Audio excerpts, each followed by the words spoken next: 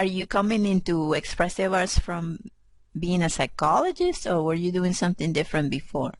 I came into it from being a counselor and psychotherapist. Ah, okay. Yeah, so I had been doing that for maybe 10 years, I think, um, and working. My first year at work, I worked with young people, but then I went to, so as part of my professional development, I did some courses and workshops, and then I went to one that was being run by Natalie Rogers. I did maybe some 2-hour workshops with people in the UK that had trained with her in the US. And then when she came to the UK, I was like, yes, I must go and do this workshop. I wanted to meet her and do the workshop. And it was exciting. So my background in therapy was as a person-centered therapist, and that was Uh-huh. always my training and always where my roots were. But I was working really as a talking therapist, and I think when I started with expressive arts, it was really for me about reclaiming my own creativity, because that was something I'd let go of when I had all the negative messages that kids get at school about you can't do art, you can't draw, you're no good at these things. And I was looking for a way to reconnect with that for myself, first of all. Hmm. Yeah. And so I did a couple of workshops in the UK with Natalie. And then at one, she had a flyer for a week-long intensive in Hawaii. And I just went, wow, yes, I must do that. So I went to do that. I did that before we did our program together. And that was just so exciting. It was so lovely to do it, and such a beautiful place, and really interesting and diverse group. So, oh, here's my dog. Oh. Half of the group were from Japan, and the whole workshop was run bilingually, and it was just a really exciting place to be. And at that workshop, she got information about the program that you and I did. And Ah. the first cohort had just started. And so I knew I would then have to wait until the next cohort, well, our cohort starts. So I've been working as a therapist for 28 years. And for 18 of that, I've been using expressive arts in my therapy. And I've worked in lots of different organisations. But right now, I'm working in end-of-life care in a hospice. So I support adult patients who are trying to come to terms with their diagnosis and with coming towards the end of their life. But we also do support for their family members. So sometimes I work with people who are caring for a relative or for other members of the family.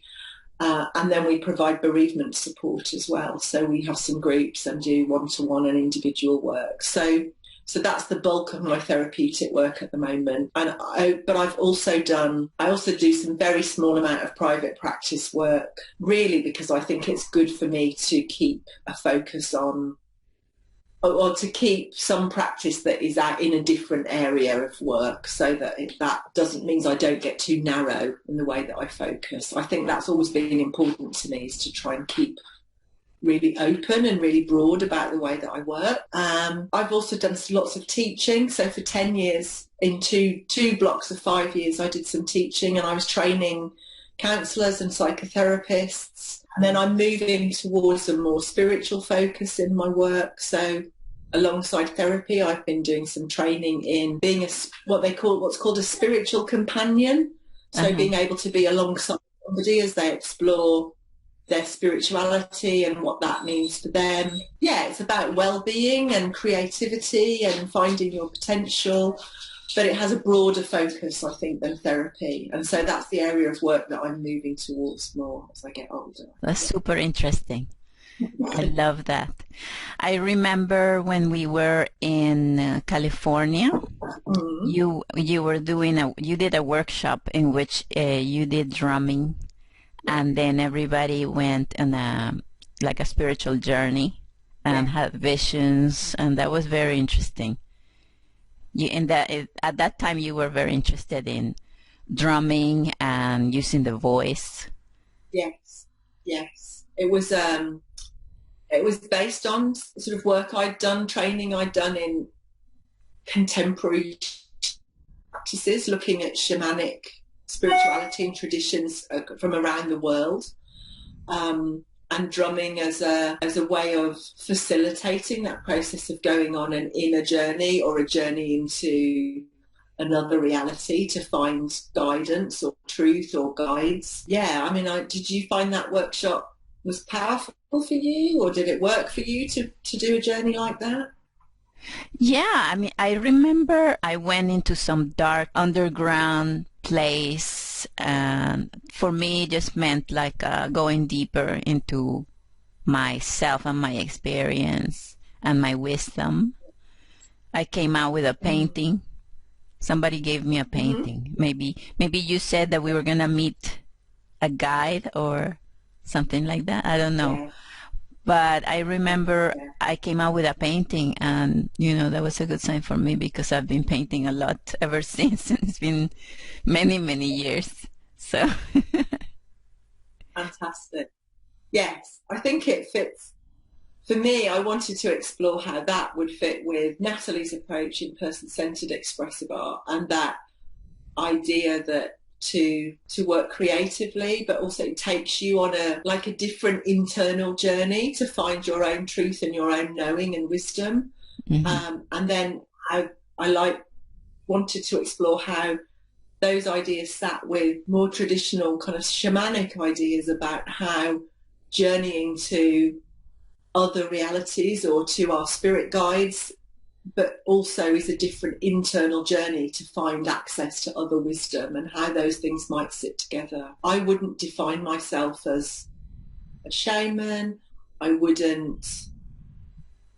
don't really attach myself to any particular tradition in the spiritual tradition, but I'm really interested I'm valuing and being inclusive of all of those practices and looking at what they have to offer in a contemporary way for people who, in the world we're living in now, I think people are needing to find meaning and find ways to be connected with themselves, with each other, with the deeper sense of purpose. And so any practices which help people to do that, as long as we don't appropriate other cultural traditions, but we do it in a respectful and acknowledging way, that it's really important that we find ways to allow that connectivity to be as broad as possible and accessible to everybody. Yeah, like there's a lot of ancient practices that definitely help humanity, have been helping humanity. For example, the spiritual practice of being present in the present moment and keeping your eyes open. It resonates with the person-centered approach about that there might be things that it's not your first choice, but be curious about it and like keep your eyes open to understand it. Because I think it's like a protective mechanism we have to, as soon as we don't like something or something is not like we wish it would be, not see it anymore. Well, that's a very natural instinct, and in the way that if you put your hand out towards to a fire, when you get to the place where the heat would burn you, it's instinctive to pull your hand away. We flinch away from danger and pain, and that's a natural and very important physiological mechanism that the body has. And I think it also applies to our emotional and psychological self as well, that when we touch into something that is painful, it's natural for us to want to pull away from it. But yes, you're right, Carl Rogers talked about sort of congruence, that being really aware of what I'm feeling in the moment and being open to accepting that without judging it, just accepting it and staying with it, being really crucial, and one of the sort of crucial principles in the person-centered approach. And certainly that was something Natalie, I think, took into her work very strongly.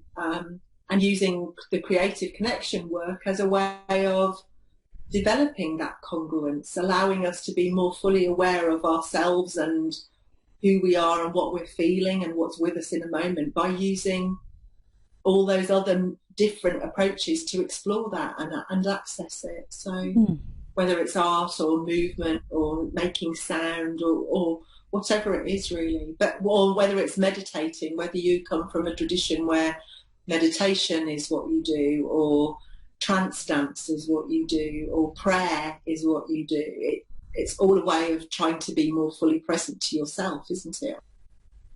Of course, the way that we experience our world and our lives, or and our emotions and our relationships now, is informed by all the experiences we've had in the past. So if somebody speaks to me in a particular way, the way I interpret and understand what they mean is based on my previous experiences of being spoken to in that way. And that means that I might feel hurt or feel angry or feel happy or feel love or pain, or also I may have any number of emotional responses, and it might be a complicated mixed emotional response that I have. And it's good to be able to understand I'm reacting in this way because I have these vulnerabilities or these things that have happened, and the more I can let go of those, the more I can just be with the simple truth of what I'm experiencing in the moment. So the more that you can let go of the past or negative experiences, the more that you can see what's actually happening, or keep your eyes open in the present moment and see it for what it is. Yes, I think that's very true. And I think it's important to know that when something happens in the present, it is also true in the present. And so I'm trying to think of a good example. I suppose, so if somebody says something and I'm angry about it, because I feel like they're not being respectful of me, then I might have all sorts of stories in my head about what it means when people don't respect me that will be based on past experience. And if I can let go of as much of that as possible, and then by doing my spiritual work and my creative work and developing my self-awareness and healing those wounds, then that's really good. And then what I'm likely to be left with is, when somebody speaks to me in a way in the moment that I feel is disrespectful, I'm not carrying all that baggage, but I can still say, I'm uncomfortable about the way you're speaking to me. I feel like you're not respecting me, and I'm angry about that. But it has the right size. It's a proportionate response rather than being weighted with all of that baggage from the past. I see. And I think in person-centered theory, that's important, because it's different from other theories of therapy, which would place much more focus on, well, you feel like this because of all your past issues. But they wouldn't necessarily do as much work to acknowledge you feel like this because this situation is not good for you as well. Right. So I think we have to stand in the present and own and heal our own past as well. Mm-hmm. Does that make sense? Yes, for sure. So don't discount the present moment. Don't think that every reaction you have is because of the past, because the things that are actually happening right now. So they can hurt you, or they can make you happy, or without any bad history. Yeah. But the other part that I think is important is not to judge our responses and our feelings as good feelings or bad feelings. They are feelings, and we feel them, and it's important to accept that we have them, and that's what they are. So if I feel angry, I feel angry. If I feel hurt, I feel hurt. If I feel joy, great, I feel joy. But it's not to say, oh, it's bad, I shouldn't feel angry. And it doesn't mean I hate this person. It just means this is my emotion at the moment. And the more we can really accept all of our emotions without labeling them as good or bad or desirable or undesirable, the less pressure there is on ourselves. We can just be simply with what we're with, really. So we give ourselves more freedom because we're not saying, oh, I shouldn't feel this. No. Or I am bad because I'm feeling this. Yes, definitely.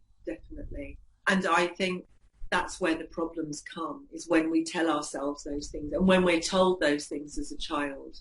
Like, I don't know, if you're told it's bad, you mustn't get angry, you mustn't have a temper tantrum when you're a child. We learn and internalise that being angry is a bad emotion, that it's not acceptable and it's not okay. And it's important to free ourselves from that, because the feeling is not bad in itself. A natural thing. It's there just as part of the range of human experience. To feel it, and to be able to feel it freely, means that we can choose appropriate ways to express it and appropriate ways to behave with that. Yeah. I like that a lot. And it's not detachment like you don't care. It's just that you admire and accept this human that you are, who is so angry or so sad or so happy. And you respect that, the deeper you, or some part of you that is the spiritual self. Yes. And I think that's a really important, and it's a distinction that I think is often, I've heard lots of people struggling with that in their exploration of what's their spiritual practice, whatever that is for them, that they feel, they feel like, well, I know I need to be trying to be a good person, and if I think these bad thoughts, or I think I'm unkind, or if my mind's really busy and I'm distracted rather than being able to be still and compassionate, then they feel like they're failing at spirituality. And actually, for me, no, I think you're right. Detachment doesn't mean not caring or not feeling, and it doesn't mean about trying to not feel negative things. It means about trying to embrace the whole of what it means to be a human being, but then to be that in a way that is loving and compassionate in the world. So being, like, for example, being angry about things is really important, because it gives us the energy and the motivation to fight oppression and challenge discrimination, and that's a good thing. We need that energy. To be passive about it means that nothing would change, and that would not be a good thing. So and that's fair, and seek justice, or make an angry painting, different ways to deal with that. Yes, I think expression, whether we do express that through art, or through getting a voice out there, or through going on a march, or through giving money to support a cause, or, what doesn't matter what it is. It's about using our emotions to try and be the best we can and bring the best change we can in the world, really. For me, what my spiritual tradition or spiritual beliefs would be. Versus thinking that there's something defective or not spiritual or not good in ourselves because we're having normal human emotions, that we should only be good, we should only be happy and compassionate and not have any murderous feelings, things like that. Not to act on that, of course, that would be terrible, but you can still have it. Anything that limits our self-acceptance can cause that, where we internalize, and then we become stuck with and left with, blocked with something. Whereas to stay open and accepting allows us to kind of move through those emotions and come past them. And in a very personal way, I think that's important in relationships. So if I'm angry with someone but I think it's not okay for me to be angry, and I'm using anger a lot as an example, I know, but if I feel that with someone and I don't talk about it, then the likelihood is that I will just carry that feeling with me And every time I interact with that person, I will be a little bit different because I'm not expressing that. Whereas actually, if I can go and have an open conversation that's not blaming, but that is about, I'm angry and I need to express that and sort it out with you, there is the opportunity of us to meet in that place and move beyond it, move past it. Then there is never an opportunity for meeting in the present moment fully, because there's this barrier between you. Yes.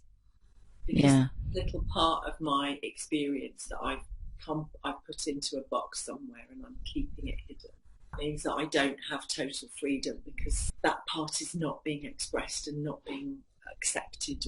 And that's what I loved about Natalie's work, the layering of doing different forms of expression. So moving from art into movement to sounding to writing, or in whatever order.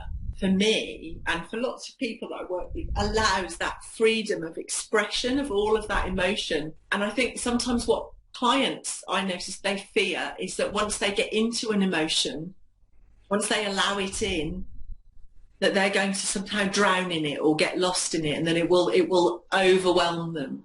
Whereas actually what my experience tells me is to feel it fully means then you can move through it and beyond it. And I remember doing expressive processes early on with Natalie, where I would make some art, and usually for me it was then putting that into movement, have some music on and do some movement from that. And I would finish that movement feeling completely different than I had when I started, because I'd given full expression with my whole body to the emotions that I'd been holding on to and not allowing. And so that told me I want to do this more. I want to bring this more to people. And part of for me, spiritual practice is also about service, but part of my service to my community is to find ways to facilitate and allow people to have spaces where they can do that in a safe way. Yeah. And that's a really great point, that let's say with this example of holding anger towards someone, the fact that you can do an art and movement and text writing procedure, let's say, ritual, whatever you want to call it, and then you can dissolve this box of resentment, and without even involving the other person, because anyway the person who hurt you has moved on, like they're not stuck in that moment. So maybe now they're a really nice person, but you haven't been able to connect with them because of the box of resentment that wasn't dealt with. Yeah. And I think it's a bit like you were saying a little while ago, to go through that work myself allows me to really understand what that feeling and know it for myself. And yes, maybe that's enough. Maybe I don't feel it anymore because I've given it expression. Or maybe I understand it, but I also understand, well, actually, a lot of my anger is nothing to do with that person. It's to do with the fact that all those other things that happened that I was angry about in my past have they've been triggered, or I've been reminded of them. And that means I can let them go. And maybe I still do need to go and just say to that person, I was a bit hurt, or I was a bit angry when you said this, but it's not a big deal. It's easy to sort out then. So yeah, it can work in so many different ways, I think, can't it?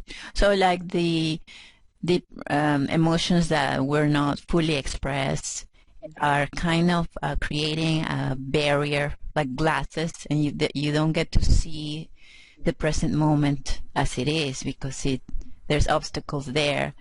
And having the expressive arts really helps people to process those emotions, and the fact that it's embodied, because you said you like the not only talking, but the embodied part kind of does something else. And I think as you're talking, there are two things I think that are important to me. One is accepting that we are human beings live through, we understand the world through stories, through the story we tell ourselves about what's happening, through the narrative of our life and what we think is happening. So to explore through stories, through whether it's a story we put in a picture or we write or we do something creative with, or we just examine the story, the narrative that I have, is really valuable. But yeah, we're also physical beings, and I mean, there's a lot of the new research about trauma-informed approaches in therapy is really about how much we store those emotions and the pains that we experience in our bodies, and so to work with it in a physical way can allow us to move things out of our physical body in a different way. And a very simple example is when I'm shocked by something, when I don't know, if I see a car crash or I see something in front of me that makes me jump, your body goes into fight, flight, and you generate a lot of adrenaline and hydrocortisol, and all of that gets put into your muscles. Now, if I don't use that because I don't need to run away, it's not a physical threat that I have to deal with, that's still there in my body. And unless I do some action that will kind of burn those chemicals off, then they get stored in your muscles and can leave you feeling tired. And psychologically, I think it happens at a similar level. We have these physiological responses and we need to process them physically as well. Yeah. Wow, that makes me think of, so many sayings, like traditional sayings of get back on the horse, and that is as wisdom on that. Like if you fall off a horse, if you immediately get back on the horse, then you might not have to process anything afterwards. But if you run away, then you might develop a fear of riding that horse, any horse. Yeah. And then you can carry this for the rest of your life. This new fear. We also want to face our fears, but also just physically allow that emotional response to run its course through your body and your psychology and your emotional self. Because then, like we were saying a few minutes ago, if you can fully allow that experience to be with you, you can go through it and come out of the other side, and it doesn't have to stay with you. Mm-hmm. And some people do it through exercise. Some people deal with all of that by, doing boxing or running or, real physical activity, because that uses your muscles and burns off all of the kind of hormones, the adrenaline, the cortisol, all of that that burns it off and processes it. But for other people, sitting and being with it in a really still meditative way, but just allowing yourself to give attention to your body and what your body is telling you and what wisdom it's showing you is a softer and a different way. I think finding what works for each person as an individual is really important. Mm-hmm. And I remember that in our training group, some of us love to do movement more than visual art, and others really wanted to do writing, and some people wanted to be out in nature as much as possible. Someone else maybe wanted to find a corner of the room that felt like a little safe kind of contained space and go and do their work in there. It's like you have to find what suits you and what suits your way of processing. So the arts give such a nice strong support to other ways of communicating things that for which many people don't make any words. Yes. I think that was one of the differences I really noticed when I moved from being purely a talking therapist into a therapist that uses the arts as part of my work. And sometimes with some people still all we do is talking therapy, Mm-hmm. That's what they want. But yes, to work in a different way it can allow that more embodied experience, maybe not just processing it, but actually just the way you move when you put colour on paper, or the way you examine your gestures, or how you move or stand, or the tone of voice you use.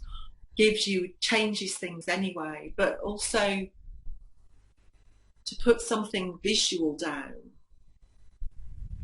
can represent much more complexity than 2 sentences can do. And yes, we can tell a long story, but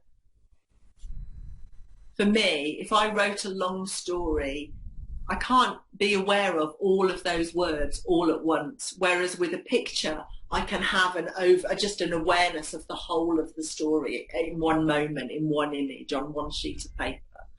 And that's quite powerful, I think, isn't it? To be able to capture the whole complexity of something is really valuable.